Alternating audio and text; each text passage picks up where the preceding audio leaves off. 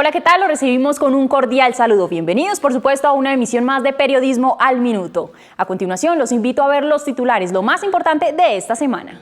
El triunfo del candidato republicano Donald Trump en las elecciones presidenciales de Estados Unidos genera interrogantes sobre el futuro de la política internacional. En minutos, un analista nos cuenta. Competitividad emocional. Un libro de Marcelo Manucci, comunicador y psicólogo argentino, muestra el impacto de las relaciones humanas en el trabajo.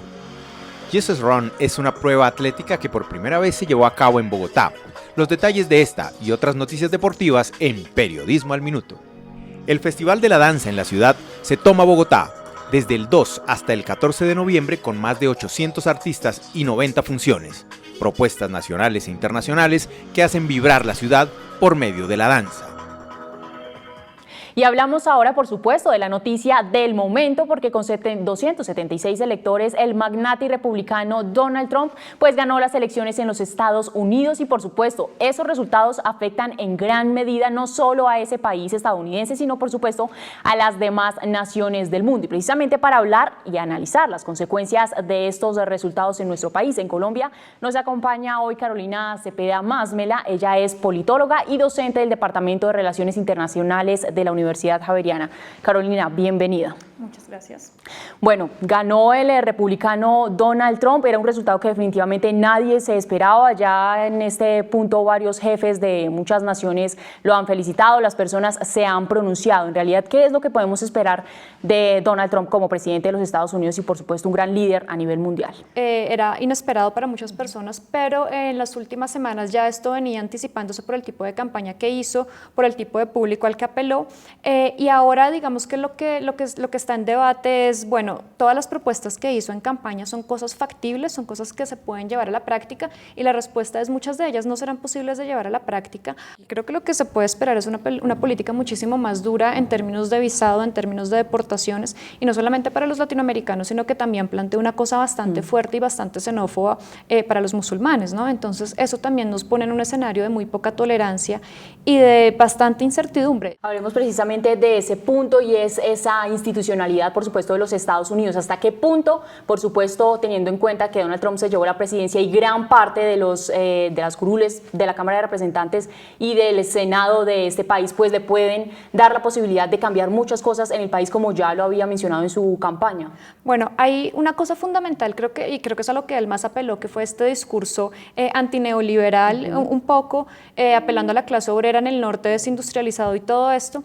Es muy difícil llevar esto a la práctica, ¿sí? Esto digamos que no es algo que dependa exclusivamente de ellos, lo mismo salir de los tratados de libre comercio, no es algo que se pueda hacer de la noche a la mañana porque hay reglas de juego internacionales, hay sanciones además de por medio, entonces no solamente es la institucionalidad estadounidense, sino también un poco la institucionalidad internacional que va a facilitar o a dificultar la cosa.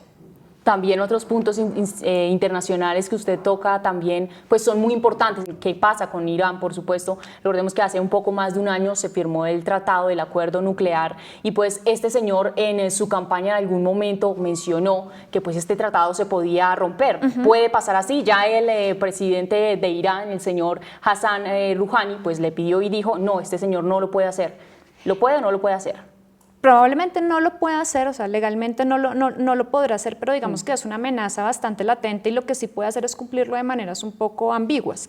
Lo mismo vale para todo el tema de calentamiento global, que ya Estados Unidos había hecho grandes avances con respecto a eso, y la negativa el como negacionismo de Donald Trump frente a eso de alguna manera puede empezar a jugar en contra. Son acuerdos que no se pueden deshacer tan fácilmente, pero sí se pueden idear maneras de cumplirlos de manera un poco más sutil, por decirlo de alguna forma. ¿Y qué puede pasar, Carolina, con las relaciones entre el presidente ruso Vladimir Putin y los Estados Unidos, Donald Trump? Dos naciones que pues históricamente han estado en disputa, pero ellos se han hecho ya varias caritas durante la campaña y por supuesto ahora que ganó. Esto es muy interesante porque tal vez Putin es de los pocos líderes que ha salido a celebrar abiertamente y genuinamente la victoria de Trump, y eso le abre ventanas de oportunidad a Rusia para mejorar su presencia y mejorar sus, pues en términos geopolíticos, poderse instalar de una manera mejor. Creo que no es una cuestión de buena relación de amigos, sino más bien es el hecho de que Donald Trump plantea algo así como volver a enfocarse en los problemas locales o nacionales y dejar un poco de lado esa política tan intervencionista en el mundo, y eso a Rusia pues digamos que lo ve con muy buenos ojos. Y por supuesto que esto toca en gran parte lo que pasa en el Oriente Medio, los conflictos que se están llevando a cabo allí, por supuesto el conflicto en Siria. ¿Qué puede pasar con eso también? También ahí lo que se prevé es una alianza entre Rusia y Estados Unidos que de alguna manera ya venía como cimentándose un poco para combatir el Estado Islámico, y todo apunta a que esto va a ser así, y tal vez ahí es donde la ventana de oportunidad se abre mucho mejor para Rusia para asumir un liderazgo más fuerte en la solución militar y no militar de ese problema. Hablemos ahora, Carolina, por supuesto, de lo que va a pasar en nuestro país, en Colombia. A lo largo de la historia, Estados Unidos y Colombia, pues por supuesto, han intercambiado ya bastantes cosas, muchas cuestiones de dineros. Hace un tiempo también se prometió por parte de los Estados Unidos dinero para el posconflicto. ¿Será que esto en algún momento se puede llegar a romper? Creo que ese es un escenario en el que hay que ser bastante moderados en el análisis. O sea, son 450 millones de dólares que se prometieron para Paz Colombia. No sabemos qué va a pasar porque en Colombia pues, se votó por el no, se está renegociando todo. Eso pues que creo que pone al gobierno a correr un poco y a tratar de solucionar todo antes de que haya cambio de gobierno en Estados Unidos. Primera cosa. Segunda cosa, los republicanos pues son bastante reacios a ayudas de este tipo. Entonces eso también puede enredar un poco los dineros. Y la tercera cosa, pues viene a ser quién va a ayudar al próximo presidente Trump para asuntos hemisféricos en América Latina, que todo parece indicar que va a ser Díaz Balart, que no es precisamente una persona muy dada a cooperar en este tipo de temas. Bueno, Carolina, ya para ir terminando nuestra entrevista, quisiera hacerle una pregunta que yo creo que muchas personas están haciendo en este momento, no solamente en los Estados Unidos, en Colombia, sino alrededor del mundo. En realidad, ¿es tan negativo como se preveía que el magnate Donald Trump haya ganado la presidencia de los Estados Unidos?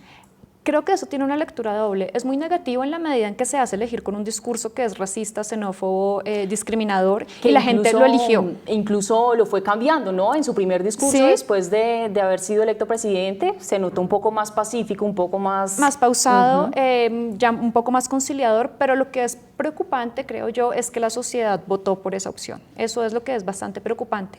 Ahora, ¿qué puede esperar uno de él? Es algo muy difícil de saber. Además, o sea, recordemos que estamos hablando de una persona que había financiado anteriormente la campaña de Hillary Clinton, que se había mostrado un poco más dado a apoyar ciertas políticas liberales. Entonces, eso pues le abre a uno la posibilidad de pensar, bueno, tal vez una vez esté en el poder tome decisiones que sean menos acordes a lo que prometió en campaña y más afines a lo que había venido siendo la política de Estados Unidos. Sin embargo, es muy desmoralizador ver que la sociedad elige este tipo de alternativas que apuntan a cualquier cosa menos a la reconciliación y el respeto. Bueno, pues vamos a esperar a ver qué pasa con Donald Trump. Ella, recordemos, es Carolina Cepeda, politóloga y docente de la Universidad Javeriana en el tema de relaciones internacionales. Carolina, muchísimas gracias. Muchas gracias a ustedes por la invitación. Y estoy segura que muchos de nuestros televidentes y a todos nos pasa, sufrimos diferentes cambios emocionales a lo largo del día y por ende pues nos vemos afectados en el entorno laboral. Preocupado por este tema, Marcelo Manusci escribió y lanzó su libro Competitividad Emocional y habló precisamente con Ángela Bocanegra. Ángela, adelante. Marcelo Manusci presenta su libro Competitividad Emocional. Cómo las emociones influyen en la gente, en las organizaciones de todo tipo, es decir, en lo que la gente hace, en lo que la gente siente, en lo que la gente proyecta en sus espacios laborales e institucionales. Ha sido el resultado de más o menos 6 años de trabajo investigando por qué las organizaciones en algún momento se traban, por qué las organizaciones llegan a desempeños precarios y pobres, por qué la gente se siente mal en sus espacios de trabajo. Manusci a través del libro pretende aconsejar para transformar las condiciones laborales y unir productividad con calidad de vida. Las personas, eso es lo que no solo me inspira, sino que me preocupa y eso me ha permitido abordar y profundizar en por qué se llega a determinado clima organizacional, emocional muy precario que afecta la vida personal de las personas. El primer factor importante es darse cuenta que uno está afectado emocionalmente. Y digo esto porque a veces uno vive en piloto automático y estos temas generalmente no los registra. Como psicólogo y doctor en ciencias de la comunicación, entiende por qué las personas colapsan a causa de sus emociones, más aún dentro del espacio laboral. El entusiasmo afecta positivamente, la inspiración afecta positivamente, la diversidad afecta positivamente, el hecho de ser reconocido también afecta positivamente. plantea 5 fórmulas para ampliar la capacidad emocional de las organizaciones, informó Ángela Bocanegra. Muy bien, y ahora vamos a hablar de las noticias deportivas y para eso saludo por supuesto a mi compañero Andrés Zapata. Andrés, bienvenido. Hola Lizeth, un saludo para usted y para todos los televidentes. En otras noticias, el jugador Radamel Falcao García, por su buen nivel en su equipo de Mónaco, volvió a ser convocado por el técnico José Peckerman para jugar la fecha 11 y 12 de las eliminatorias Rusia 2018. Recordemos que Falcao por sus lesiones no jugaba con la Selección Colombia hace más de un año. Se espera que Falcao vuelva a su nivel y le dé grandes alegrías a los colombianos como lo hizo en las eliminatorias Brasil 2014. Y ahora pasamos a hablar de un tema muy importante y de la carrera Jesus Run que se llevó a cabo el pasado lunes 7 de noviembre en el Parque Metropolitano Simón Bolívar. Para hablar de ese tema nos acompaña nuestra compañera Andrea Arias. Andrea, ¿cómo está?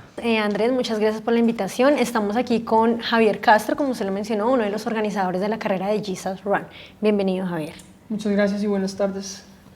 Bienvenido, Javier. Javier, cuéntale a todos los televidentes de dónde surge la idea de esta carrera y por qué corre por Jesús. Bueno, Jesus Run es una iniciativa de varias conexiones que se presentaron.